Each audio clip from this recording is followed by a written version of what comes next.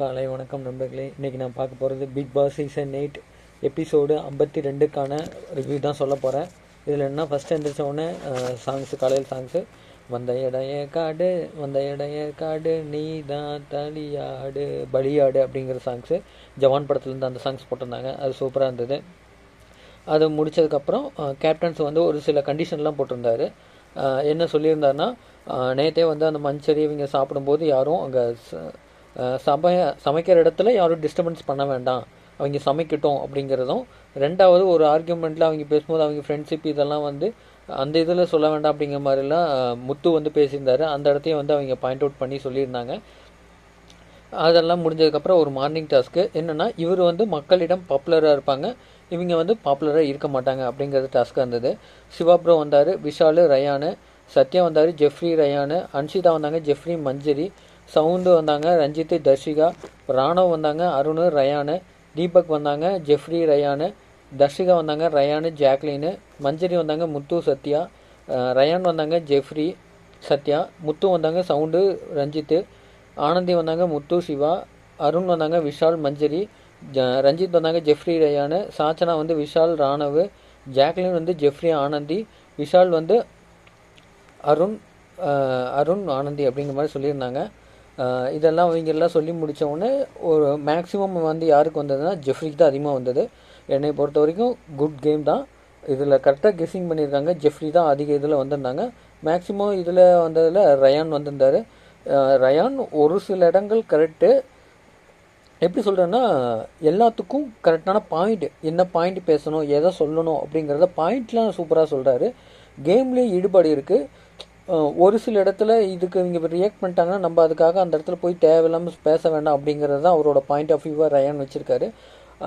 ஆனால் வந்து கேம் எதை புரிஞ்சுக்கணும், எதை அவங்க எப்படி டேக்கிள் பண்ணியிருக்காங்க. இப்போ சௌந்தர்யாவுக்கு அவர் பண்ண சொன்னதாகட்டும், ஜாக்லினுக்கு அவர் சொல்கிறது, நீ வந்து அது சொன்னாங்கிறதுக்காக நீ ஹர்ட் ஆகிற, அந்த ஹர்ட்டிங்னால தான் நீ இதாகிற அப்படிங்கிறது சொன்னது, அந்த விஷயம் எல்லாமே சூப்பரான கிளியரன்ஸாக தான் பேசுகிறாரு. அது பார்க்கறதுக்கே சூப்பராக இருக்குது அவர்கிட்ட.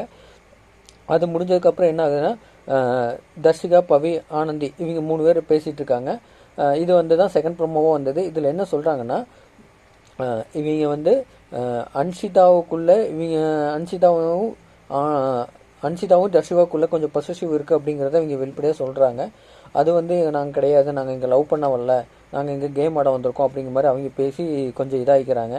அதுக்கப்புறம் முத்துக்கிட்ட சாச்சனா 2 பேர் சாப்பிடும்போது மைக்கில் வந்து இது உரசிருந்ததுனால ஆல்ரெடி வந்து மைக்கில் உரசிருந்தால் ஏதோ ஒன்று சவுண்டு கேட்டாலும் பக்கத்தில் இருக்கிறவங்க தான் டாஸ்க் பண்ணணுமா, அதெல்லாம் முத்து தான் டாஸ்க் பண்ணணுன்னாங்க. அந்த இடத்துல ஒரு சின்ன ஆர்கியூமெண்ட்டு கேப்டனுக்கும் சாச்சனாவுக்கும். என்னென்னா, மைக் மேலே அந்த முடியெல்லாம் முன்னாடி இருந்ததுனால அது சவுண்டு கேட்கலையாட்டுருக்கு முன்னாடி, அதனால் சொல்லியிருக்காரு பிக் பாஸ். அது சொன்ன உடனே அதை சிரிச்சுக்கிட்டே இருக்காங்க. அதை அவருக்கு பனிஷ்மெண்ட் அனுபவிக்கிறாருமா, அதை சிரிக்காதீங்கம்மா அப்படின்னு சொல்லி தான் சொல்லியிருக்காரு. அதுக்கு எதுக்கு இவங்க தேவையில்லாமல் கோவப்பட்டாங்கன்னு தெரியல சாச்சனா. அந்த இடத்துல ஏன் சிரிக்கூடாதுன்ட்டு கேட்டிருக்கிற மாதிரி இருந்தது. அது வந்து கொஞ்சம் இதாக தான் இருந்தது. அதுக்கப்புறம் முத்து 2-3 டைம் வந்து சொல்லிட்டு போயிட்டாரு.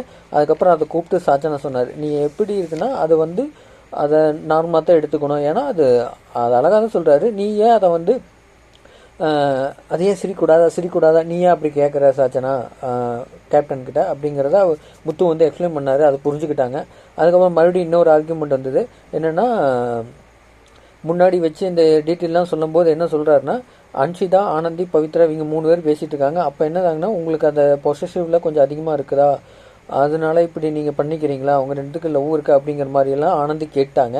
அது கேட்டவுடனே இவங்களுக்கு என்ன ஆயிடுச்சு, ஆல்ரெடி நான் வெளியில் இந்த மாதிரி பிரச்சனையை சமாளிச்சிருந்தேன், அதனால இந்த பிரச்சனை மறுபடியும் வந்துடக்கூடாதுன்னு தான் நான் இப்போ விலகியிருக்கேன், அதுக்காக தர்ஷிகா இப்படி என்னை நினச்சிருக்காளா அப்படி இப்படின்லாம் இவங்க ஃபீல் பண்ணியிருக்காங்க.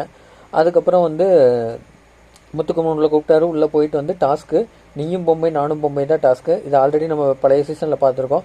இது எப்படின்னா அதே தான். உள்ளே வந்து அந்த பால்ஸ்குள்ளே ஒரு சின்ன தொட்டிக்குள்ளே பால்ஸ் வச்சுப்பாங்க, அது கீழே வந்து பொம்மையெல்லாம் இருக்கும், இவங்க பேர் போட்ட பொம்மை.